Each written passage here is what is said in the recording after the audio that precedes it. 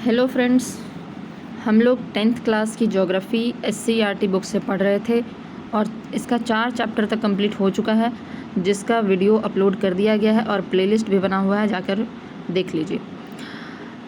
आज हम लोग चैप्टर 5 पढ़ेंगे, बिहार कृषि एवं वन संसाधन। तो SCERT बुक जो होता है बिहार बोर्ड का, उसमें यही फ़ायदा होता है कि आपको NCERT के जो चीज़ें हैं वो तो मिल ही जाता है, साथ के साथ आपको कुछ एक्स्ट्रा भी मिल जाता है बिहार से रिलेटेड। तो चलिए हम लोग देखते हैं बिहार में कृषि एवं वन संसाधन के बारे में। कृषि एवं वन संसाधन, agriculture and forest resources. Bihar एक कृषि प्रधान राज्य है। यहाँ की 80% आबादी कृषि पर निर्भर है। झारखंड से अलग हो जाने के बाद बिहार के लोगों के लिए कृषि की महत्ता और भी अधिक बढ़ गई। 1990-91 में जहाँ 48.88% भूमि पर कृषि की जाती थी, वहीं 2005-06 में बढ़कर 59.37% हो गई।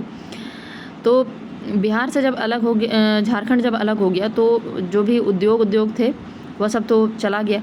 इसलिए बिहार में अब सारे लोग क्या हुए कि वह ज़्यादा लोग अब कृषि करना शुरू कर दिए। ठीक है, तो इसमें 80% आबादी जो है वह कृषि पर ही निर्भर है, यह हम लोग देख लिए। उसके बाद हम लोग यहाँ 4 फसल भदई, अगहनी, रबी और गर्मा लगाई जाती है। ठीक है, तो यह सब फसल के नाम है, मतलब कि कौन कौन टाइम में, जैसे रबी खरीफ हम लोग पढ़ते थे, रबी खरीफ और गर्मा, उसी तरह यहाँ पर क्या है, भदई, अगहनी, रबी और गर्मा। ठीक है, भदई क्या होता है, ऑटम कहा जाता है, ऑटम सीजन में। इसकी शुरुआत मई जून से होती है, तो ऑटम सीजन उसी टाइम होता है, मई जून से होती है और अगस्त सितंबर में कटाई कर ली जाती है। इसको थोड़ा बहुत आप खरीफ से ले सकते हैं। ठीक है, तो खरीफ टाइम में ही लगाया जाता है लगभग, आप देख लीजिए मई जून में लग रहा है और अगस्त सितंबर में काट लिया जा रहा है। भदई धान, ज्वार, बाजरा, मकई के अतिरिक्त जूट और सब्जी की खेती इस समय की जाती है। तो वही सब चीज़ भी लगाया जा रहा है जो कि क्या बोलते हैं, खरीफ सीजन में लगाया जाता है। धान, ज्वार, बाजरा, मकई के अतिरिक्त जूट और सब्जी की खेती की जाती है। अगहनी में देखते हैं, यह है विंटर सीजन का, यह बिहार की सबसे महत्वपूर्ण फसल है। आधी से अधिक कृषिगत भूमि पर अगहनी फसल लगाई जाती है। यह फसल मध्य जून से अगस्त तक लगाई जाती है, मतलब मध्य जून से अगस्त तक लगाई जाती है और नवंबर दिसंबर तक काट ली जाती है। धान, ज्वार, बाजरा, अरहर, गन्ना इस फसल की मुख्य पैदावार है। इसमें अरहर और गन्ना साल भर तैयार किया जाता है। तो अगहनी फसल भी विंटर तक किया जाता है, लगाया तो गर्मी में ही जाता है। देखिए मतलब कि जून के आधे में लगा दिया जाता है, जून के मध्य में। ठीक है, और काटा जाता है नवंबर दिसंबर में, यानी धान, ज्वार, बाजरा, अरहर, गन्ना इस तरह की फसल की अभी खरीफ फसल टाइप में। रबी फसल में देखिए, इस फसल को अक्टूबर नवंबर के मध्य लगाया जाता है और अप्रैल में काट लिया जाता है। गेहूँ, जौ, दलहन, तेलहन इस तरह की फसल लगाए जाते हैं। गर्मा फसल, इस फसल को गर्मी के मौसम में उन क्षेत्रों में लगाया जाता है जहाँ सिंचाई की समुचित व्यवस्था है या फिर निम्न भूमि में जहाँ स्थानीय जल स्रोत से मिट्टी गीली रहती है। फसल में गर्मा धान और ग्रीष्मकालीन सब्जियां लगाई जाती है। तो गर्मा फसल जायद फसल टाइप का है। ठीक है, तो उसमें धान भी लगा दिया जाता है गर्मा फसल में। तो धान देखिए आप रबी फसल छोड़ के बाकी सब में लग जाता है। ठीक है, अगहनी में भी लग जाता है, उधर फिर ये ऊपर जो दिया होता भदई में भी लग जाता है और गर्मा में भी लग जाता है। ठीक है, चलिए अब नीचे देखते हैं हम लोग। बिहार की प्रमुख फसल में धान, गेहूं, मकई, जौ, गन्ना, तंबाकू, महुआ, ज्वार, दलहन और तिलहन है। इसके अतिरिक्त फल, सब्जियां, फूल की भी खेती बड़े पैमाने पर की जाती है। मानचित्र 5.1 में बिहार के कृषि प्रदेश को दिखाया गया है। तो अभी 5.1 में जब हम जाएंगे तब देखेंगे कृषि प्रदेश। कृषि प्रदेश फसलों के समूह को दर्शाता है। इस मानचित्र से स्पष्ट है कि बिहार मूलतः खाद्य फसलों का उत्पादक है। तो आप देखिए ज़्यादातर ये खाद्य फसल ही हैं। तो कौन कौन सा, गेहूँ, धान, मकई, जौ, गन्ना, तंबाकू, महुआ, ज्वार, दलहन और तिलहन। धान, गेहूँ, मकई, जौ, गन्ना, तंबाकू, महुआ, ज्वार, दलहन, तिलहन। ठीक है, तो तंबाकू, महुआ, ज्वार इधर याद रख ले, धान, गेहूँ, मकई, जौ, गन्ना, तंबाकू, महुआ, ज्वार, दलहन और तिलहन। ठीक है, इसके अलावा सब्जी, फल, फूल ये सब तो लगाया ही जाता है। आते हैं फूड क्रॉप्स, ठीक है। धान, पैडी बिहार में खाद्यान्न फसलों के महत्वपूर्ण स्थान रखता है, ठीक है। तो धान जो है सबसे महत्वपूर्ण स्थान है। भदई, अगहनी तथा गर्मा अर्थात तीन फसलें लगाई जाती हैं, मतलब यह तीनों जगहों पर लगा दी जाती है, मतलब भदई के टाइम में भी, अगहनी के टाइम में और गर्मा के टाइम में भी। और इसकी खेती राज्य के सभी भागों में होती है। 2006-07 में 33.54 लाख हेक्टेयर भूमि पर लगभग 50 लाख टन धान के उत्पादन दर्ज किया गया था। उत्तरी तथा पूर्वी भागों में भदई धान की खेती की जाती है, ठीक है। उत्तर तथा पूर्वी भागों में भदई धान की खेती की जाती है, जबकि अगहनी धान की खेती पूरे राज्य में की जाती है। धान का सबसे अधिक उत्पादन पश्चिमी चंपारण, रोहतास, औरंगाबाद में होता है। इन 3 जिलों में बिहार का 18% से अधिक धान का उत्पादन होता है। पहले स्थान में पश्चिमी चंपारण है, जबकि रोहतास और औरंगाबाद का क्रमशः द्वितीय और तृतीय स्थान है। तो पहले स्थान पर क्या है? पश्चिमी चंपारण है, उसके बाद रोहतास और औरंगाबाद है। तो तीनों जिलों को मिलाकर 18% लगभग धान का उत्पादन हो जाता है, ठीक है। बिहार में जितना उत्पादन किया जाता है उसका 18% यही तीनों जिलों में हो जाता है। पहले पश्चिमी चंपारण, फिर रोहतास, फिर औरंगाबाद। अगर क्षेत्रफल की दृष्टि से देखा जाए तो रोहतास 5.76%, मतलब कि 5.6% हिस्से पर वह अव्वल स्थान पर है, ठीक है। तो यह रोहतास के बारे में बता रहा है, ठीक है। लेकिन फर्स्ट नंबर पे कौन है? पश्चिमी चंपारण है। तो हम लोग देखते हैं इसमें अभी तक हम लोग क्या क्या पढ़े। सबसे पहले तो देखिए बिहार का 80% आबादी कृषि पर निर्भर है। उसके बाद 4 प्रकार की फसलें बोई जाती है: भदई, अगहनी, रबी और गर्मा। तो भदई जो है वह मई जून में लगाया जाता है और अगस्त सितंबर में काट लिया जाता है। देखिए मई, जून, जुलाई, अगस्त, यानी चार महीने में, ठीक है।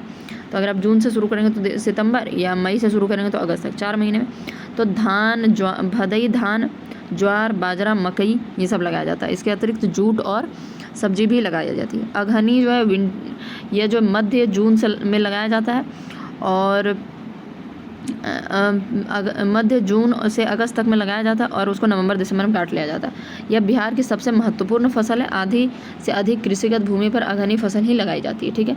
इसमें क्या क्या लगाया जाता है? धान, ज्वार, बाजरा, अरहर, गन्ना, ये सब, ठीक है। और अरहर गन्ना जो है साल भर के लिए तैयार होता है। उसके बाद स्प्रिंग सीजन यानी कि रबी सीजन के बारे में देखें तो अक्टूबर नवंबर में लगाया जाता है और अप्रैल में काट लिया जाता है। जौ, गेहूँ, दलहन, तेलहन ये सब लगाया जाता है। उसके बाद गर्मा फसल की बात करें तो इसमें गर्मा धान, ग्रीष्मकालीन सब्जियां लगाई जाती है और यह मतलब कि जब समर सीजन शुरू होने वाला रहता है उसी टाइम इसको लगाया जाता है। तो बिहार में ज़्यादातर देखिए खाद्यान्न फसलें लगाई जाती है, जैसे धान, गेहूँ, मकई, जौ, गन्ना, तंबाकू, महुआ, ज्वार, दलहन और तिलहन, ठीक है। उसके बाद धान के बारे में हम लोग देखे थे कि भदई धान जो है वह तीनों प्रकार का लगाया जाता है, तीनों प्रकार के फसल सीजन में। अगहनी, गर्मा अर्थात और भदई तीनों में लगाया जाता है। उत्तर और उत्तर पूर्वी भाग में भदई धान लगाया जाता है। उत्तर और पूर्वी भाग में, पूरब का भाग ले लीजिए और उत्तर के भाग में भदई धान लगाया जाता है, जबकि अगहनी धान जो है पूरे राज्य में लगाया जाता है। उसके बाद धान में फर्स्ट नंबर पे कौन है? पश्चिमी चंपारण, फिर रोहतास, फिर औरंगाबाद है, ठीक है। और इन तीनों जिलों को ही लगा लें तो 18% लगभग धान का उत्पादन होता है। तो यहाँ एक बॉक्स दिया हुआ था, इसको हम लोग नहीं पढ़े थे। बिहार में गहन खेती, इंटेंसिव फार्मिंग की जाती है। गहन खेती हम लोग जानते हैं एक ही साल में 2-3 फसल लगाना गहन कृषि होता है। अगहनी फसल को खरीफ फसल भी कहा जाता है। तो अगहनी फसल को देख लिए कि खरीफ फसल भी कहा जाता है, ठीक है। उसी तरह गर्मा फसल को जायद फसल भी कहते हैं। चलिए तो अब हम लोग देखते हैं गेहूँ के बारे में। धान के बारे में पढ़ लिए, गेहूँ के बारे में देखते हैं। खाद्यान्न फसलों में धान के बाद गेहूँ दूसरा महत्वपूर्ण फसल है। यह केवल बिहार की बात नहीं है, पूरे देश की बात यही है कि पहले नंबर पर धान है, फिर गेहूँ है। यह रबी फसल का मुख्य उत्पादन है। तो रबी फसल का मुख्य उत्पादन यही है, रबी फसल के टाइम में यही लगाया जाता है। 2006-07 में कुल 20.5 लाख हेक्टेयर में लगभग 43 लाख टन गेहूँ उत्पादन हुआ था।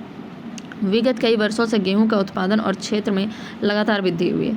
इसका मुख्य कारण अब धान की कटाई के बाद बेकार प्रति के रूप में नहीं रह पाता, खेत बेकार प्रति के रूप में नहीं रह पाता है। सिंचाई और रासायनिक उर्वरकों के बल पर इसकी खेती की जाती है। इस फसल की बुआई नवंबर दिसंबर में की जाती है और मार्च अप्रैल में काट लिया जाता है। तो 2006-07 में गेहूं के उत्पादन में रोहतास जिला प्रथम था। इस जिले में इस वर्ष 4 लाख मीट्रिक टन और क्षेत्र में उत्पादन में इतना उत्पादकता रहा है। तो ये आपको कितना कितना रहा है वो याद रखने की ज़रूरत नहीं है। केवल गेहूं का फसल जो होता है वह सेकंड नंबर का मुख्य खाद्यान्न फसल है और इसका लगातार अभी जो है वह मतलब कि बढ़ ही रहा है उसका उत्पादन, और उत्पादन के साथ साथ कृषिगत भूमि भी बढ़ रहा है, क्योंकि अब जो है खेत जो है बेकार में धान काटने के बाद उसमें सिंचाई करके उर्वरक लगा के उसके बाद उसको गेहूं को लगा दिया जाता है। तो नवंबर दिसंबर में लगाया जाता है, मार्च अप्रैल में काट लिया जाता है। और यह कौन सा फसल है? यह जो फसल है वह रबी का फसल है, ठीक है। और रोहतास इसमें फर्स्ट नंबर पे है, याद रखिएगा। जैसे उसमें था पहले पश्चिमी चंपारण, फिर रोहतास, फिर औरंगाबाद धान में, लेकिन गेहूं में क्या है? रोहतास फर्स्ट नंबर पे है। अब देखते हैं मक्के के बारे में पढ़ते हैं। बिहार का तीसरा मुख्य खाद्यान्न फसल है मक्का, ठीक है। यह भदई, अगहनी, रबी एवं गर्मा चारों फसलों में पैदा किया जाता है। धान तो क्या था? भदई, अगहनी और गर्मा में लगाया जाता था, लेकिन मक्का जो है वह चारों में लगाया जाता है। सिंचाई की व्यवस्था एवं उत्तम बीजों के उपयोग से इसके उत्पादन में काफ़ी वृद्धि हुई। इसका कुल उत्पादन 6-7 में 789.31 हज़ार मीट्रिक टन रहा था। सबसे अधिक उत्पादन खगड़िया जिला में होता है और दूसरे और तीसरे स्थान पर समस्तीपुर और बेगूसराय है। तो आपको बस इतना याद रखना है कि मक्का जो है तीसरे नंबर का प्रमुख खाद्यान्न फसल है। चारों ऋतु में, मतलब कि भदई, अगहनी, रबी, गर्मा चारों फसलों में पैदा की जाती है। और उसके बाद इसका सबसे ज़्यादा उत्पादन कौन करता है? खगड़िया जिला उत्पादन करता है, फिर समस्तीपुर, बेगूसराय। खगड़िया जिला, समस्तीपुर और बेगूसराय, ठीक है। अब मोटे अनाज देख लेते हैं। मोटे अनाज में महुआ, मिलेट, ज्वार और बाजरा को सम्मिलित किया जाता है। इसकी खेती 2006-07 में इतना हुआ था और कुल उत्पादन इतना मीट्रिक टन हुआ था। तो ये इतना डाटा नहीं याद रखना। मधुबनी जिला मोटे अनाज के उत्पादन में प्रथम स्थान और दूसरा स्थान पर किशनगंज है। पहला स्थान मधुबनी, दूसरा स्थान किशनगंज है। तो आपसे यही क्वेश्चन पूछा जाएगा, ना कि डाटा पूछा जाएगा, ठीक है। तो डाटा याद रखने की ज़रूरत नहीं है आपको। तो पहले स्थान पर मधुबनी जिला है और उसके बाद किशनगंज जिला है। उसके मक्का का क्या था? मक्का का था पहले नंबर पे था खगड़िया, फिर समस्तीपुर, फिर बेगूसराय। खगड़िया, समस्तीपुर, बेगूसराय। गेहूं का क्या था? रोहतास था। धान का क्या था? पहले पश्चिमी चंपारण के बाद था रोहतास, फिर औरंगाबाद, ठीक है। तो इस तरह से याद रखिएगा। मोटे अनाज के रूप में मधुबनी सबसे मतलब फर्स्ट में है, उसके बाद किशनगंज है। मधुबनी फिर किशनगंज। और इसमें कौन कौन सा आ जाता है? महुआ, मिलेट, ज्वार, बाजरा सम्मिलित है। आइए देखते हैं तिलहन। राई, सरसों, तीसी, सूरजमुखी, कुसुम, रेडी, तिल, मूंगफली मुख्य रूप से तिलहन फसलें, किंतु तेल निकालने के लिए मुख्य रूप से सरसों, राई, तीसी एवं सूरजमुखी का उपयोग होता है। 1906-07 में 140.6 हज़ार हेक्टेयर भूमि के तेलहन की खेती की गई थी। कुल उत्पादन इतना मीट्रिक टन रहा था। तेलहन उत्पादन में सबसे आगे पश्चिमी चंपारण, उसके बाद बेगूसराय, पूर्णिया, सहरसा का स्थान आता है। तो तेलहन में आता तो बहुत कुछ है, ठीक है। राई, सरसों, तीसी, सूरजमुखी, कुसुम, रेडी, तिल, मूंगफली, ये सब कुछ, लेकिन मुख्य रूप से सरसों, राई और तीसी का ही निकाला जाता है, ठीक है। और उसके बाद सूरजमुखी का भी निकाला जाता है। और इसमें अगर हम नंबरिंग देखें कि कौन सबसे आगे है, तो पश्चिमी चंपारण आगे है, उसके बाद बेगूसराय, फिर पूर्णिया, फिर सहरसा। पश्चिमी चंपारण, बेगूसराय, पूर्णिया, सहरसा। पश्चिमी चंपारण, बेगूसराय, पूर्णिया, सहरसा। तो अगर हम धान का याद करें तो धान में कौन कौन था? धान में था अपना पहले पश्चिमी चंपारण, उसके बाद रोहतास, फिर औरंगाबाद। गेहूं में रोहतास था। और गेहूं के बाद अगर हम मोटा अनाज था ना, मक्का था। मक्का में सबसे पहले कौन था? खगड़िया जिला, फिर समस्तीपुर और उसके बाद बेगूसराय, ठीक है। खगड़िया जिला, समस्तीपुर, बेगूसराय। तो याद रखिएगा, खगड़िया, समस्तीपुर, बेगूसराय। आप चाहें तो लिख भी सकते हैं, ऐसे हम लास्ट में रिवीजन करवा देते हैं। मोटे अनाज में सबसे पहले नंबर पे मधुबनी है, उसके दूसरे नंबर पे किशनगंज है। तेलहन की बात करें तो सबसे पहले पश्चिमी चंपारण, बेगूसराय, पूर्णिया, सहरसा, ठीक है। अब देखते हैं बॉक्स में क्या लिखा हुआ है। तेलहन की दो फसलें हैं। एक है रबी, जिसमें राई, सरसों, तीसी, सूरजमुखी, कुसुम और रेडी की तथा दूसरी तरफ खरीफ है तिल, सूरजमुखी और मूंगफली। यानी खरीफ और रबी दोनों में उगाया जाता है। तो रबी में कौन सा उगाया जाता है? राई, सरसों, तीसी, सूरजमुखी, कुसुम और रेडी। ठीक है। खरीफ में कौन कौन सा है? तिल, सूरजमुखी, मूंगफली। तिल, सूरजमुखी और मूंगफली। ठीक है। तो खरीफ में यानी कि गर्मी में लगाया जाता है तिल, सूरजमुखी और गर्मी मतलब कि मूंगफली। ठीक है। तो तिल आप ऐसे भी याद रख सकते हैं कि अगर ठंडी के दिन में हम लोग तिल खाते हैं तो गर्मी में लगाया जाएगा तभी तो हम लोग ठंड में खाएंगे। और सूरजमुखी और मूंगफली की खेती की जाती है। ठीक है। सूरजमुखी और मूंगफली गर्मी के दिन में यानी खरीफ फसल में तिल, सूरजमुखी, मूंगफली और बाकी राई, सरसों, तीसी, सूरजमुखी, कुसुम, रेडी। ठीक है। अब आ जाते हैं पल्सेस में यानी दालें में आ जाते हैं। दलहन। बिहार में दलहन फसल में चना, मसूर, खेसारी, मटर, मूंग, अरहर, उड़द तथा कुर्थी प्रमुख है। ठीक है। तो ये सब याद रखिएगा। चना, मसूर, खेसारी, मटर, मूंग, अरहर, उड़द, कुर्थी प्रमुख है। इसमें चना, मसूर, खेसारी, मटर एवं गर्मा मूंग रबी दलहन की फसलें हैं, जबकि अरहर और मूंग खरीफ दलहन की फसलें हैं। तो इसमें कुछ कुछ रबी का है, कुछ कुछ खरीफ का है। तो खरीफ का वर्ष याद रख लीजिए। अरहर और मूंग जो है वह खरीफ का है। ठीक है। जैसे कि इसमें क्या क्या खरीफ का था? तिलहन में तिल, सूरजमुखी और मूंगफली जो था वह खरीफ का था। उसी तरह पल्सेस में कौन कौन सा खरीफ का? अरहर और मूंग खरीफ का। बाकी चना, मसूर, खेसारी, मटर, गर्मा मूंग। ठीक है। वह कौन सा है? वह सब रबी का फसल है। बिहार में उसमें बताया गया कितने हेक्टेयर पे पैदा किया गया था। ठीक है। ये इतना ज़रूरी नहीं है हमारे लिए। दलहन उत्पादन में पटना जिला का स्थान सबसे आगे है, उसके जबकि औरंगाबाद तथा कैमूर दूसरे और तीसरे नंबर पे। यानी कि पटना, औरंगाबाद, कैमूर। पटना, औरंगाबाद और उसके बाद कैमूर। ठीक है। तो जो बीच में आपको यहाँ पर दिया हुआ है कि बिहार में कितना कितना टन कब कब पैदावार हुआ है, उसको याद रखने का बिल्कुल ज़रूरत नहीं है। उतना आप याद भी नहीं कर सकते हैं और वो सब बहुत पुराना डाटा है, पूछेगा भी नहीं। दलहन उत्पादन में पटना, औरंगाबाद, कैमूर। पटना, औरंगाबाद, कैमूर। ठीक है। और खरीफ का कौन कौन सा दाल है? अरहर और मूंग। तेलहन की अगर हम बात करें खरीफ का कौन कौन सा है तो तिल, सूरजमुखी और मूंगफली। तिल, सूरजमुखी और मूंगफली। बाकी राई, सरसों, तीसी, सूरजमुखी, कुसुम, रेडी ये सब क्या है? रबी का है। ठीक है। चलिए तो अब हम लोग देखते हैं आगे व्यावसायिक फसलें। अब हम लोग व्यावसायिक फसलों पे आते हैं। सबसे पहले है शुगर केन। ठीक है। गन्ना। तो गन्ना क्या है? यह व्यावसायिक फसलें हैं। हम लोग इसको लगा के खाते नहीं हैं, इसको चीनी उनी बनाने, गुड़ बनाने इसमें यूज़ करते हैं। तो आते हैं शुगर केन में। हमारे राज्य में गन्ना की खेती के लिए सबसे अनुकूल भौगोलिक परिस्थितियां विद्यमान है, फिर भी यहाँ गन्ना का प्रति हेक्टेयर उत्पादन बहुत कम है। अच्छा अनुकूल भौगोलिक परिस्थिति होने के बावजूद भी प्रति हेक्टेयर उत्पादन बहुत कम है। यहाँ के उत्तर पश्चिमी भागों ठीक है, उत्तर पश्चिमी भागों में इसकी खेती प्रमुखता से होती है। कहाँ पर इसकी खेती होती है? उत्तर पश्चिमी भागों में, याद रखिएगा। गंडक, बागमती, कमला, घाघरा नदियों का दोआब प्रमुख उत्पादक क्षेत्र है। पानी की बहुत ज़्यादा ज़रूरत पड़ता है इन सब चीज़ों में। तो ये सब जितना जो दोआब क्षेत्र है, गंडक, बागमती, कमला, घाघरा नदियों का दोआब क्षेत्र, वह उत्तर पश्चिमी इलाकों में ही है, इसलिए वहीं पर सबसे ज़्यादा उत्पादन होता है। बाकी यहाँ पर बताया गया कि कितना कितना हेक्टेयर होता है, तो ये तो हम पहले ही बता दिए। विगत कई वर्षों में इतना वृद्धि रहा है, तो ये सब वृद्धि हम लोगों को बिल्कुल नहीं देखना है। मेन चीज़ जो हमारे लिए है गन्ने के उत्पादन में पश्चिमी चंपारण पहले स्थान पर है, जबकि दूसरे और तीसरे स्थान पर गोपालगंज और पूर्वी चंपारण। ठीक है। तो पश्चिमी चंपारण, फिर गोपालगंज, फिर पूर्वी चंपारण।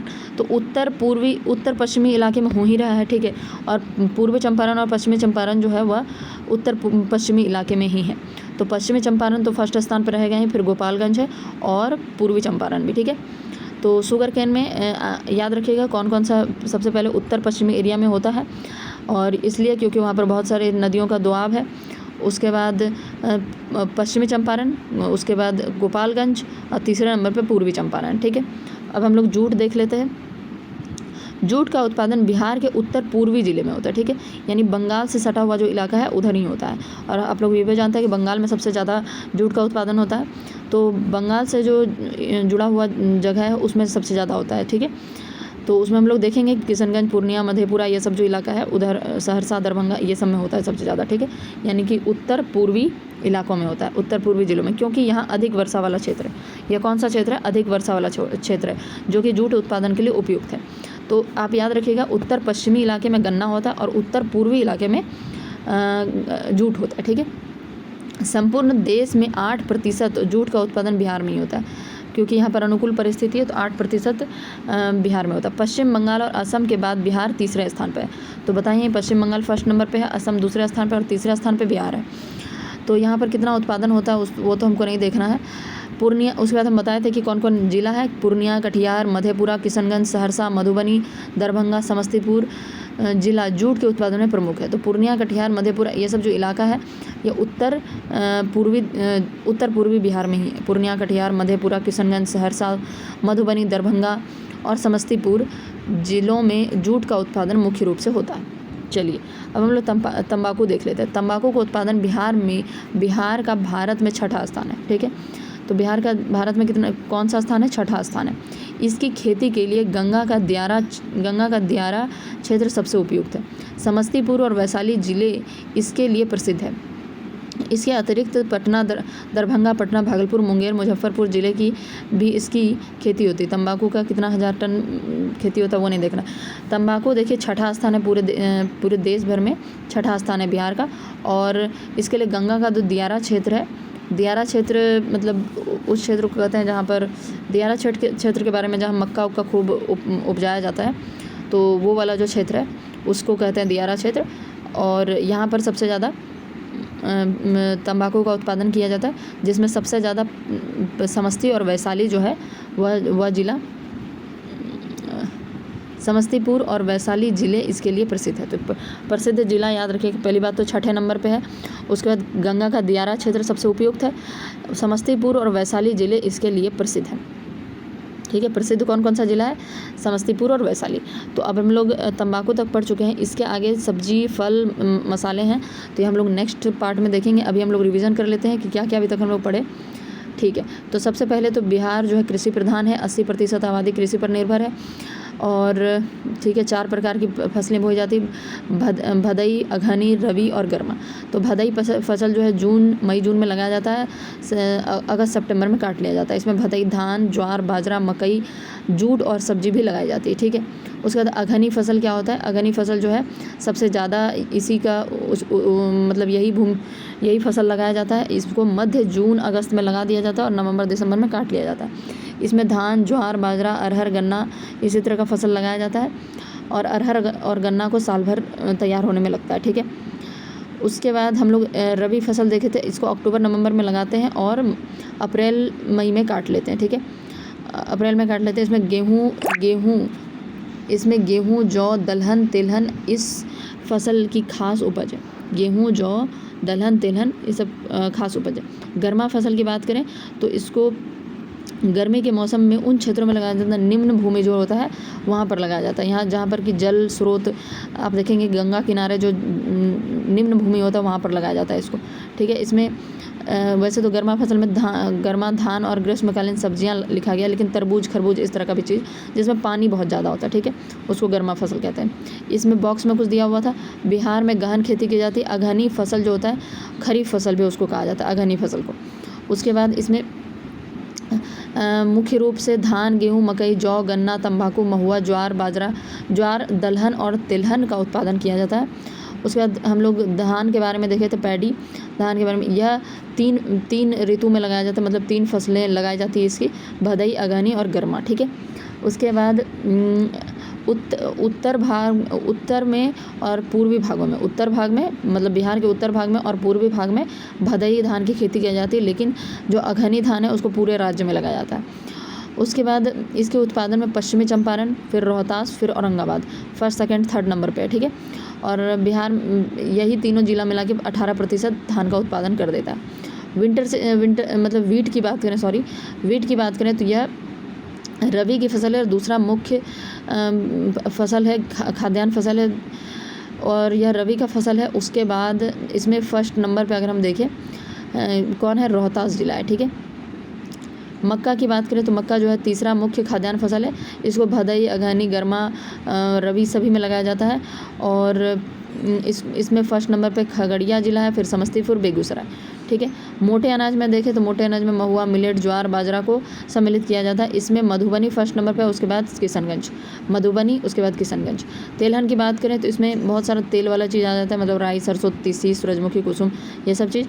ठीक है, और इसका जो सबसे ज़्यादा उत्पादन करता है पश्चिमी चंपारण, बेगूसराय, पूर्णिया, सहरसा। पश्चिमी चंपारण, बेगूसराय, पूर्णिया, सहरसा, ठीक है। और इसमें बताया गया है कि जो तिल, सूरजमुखी और मूंगफली है वह खरीफ का फसल है, जबकि बाकी राई, सरसों, तीसी, सूरजमुखी, कुसुम यह सब जो है यह सब रबी का फसल है, ठीक है।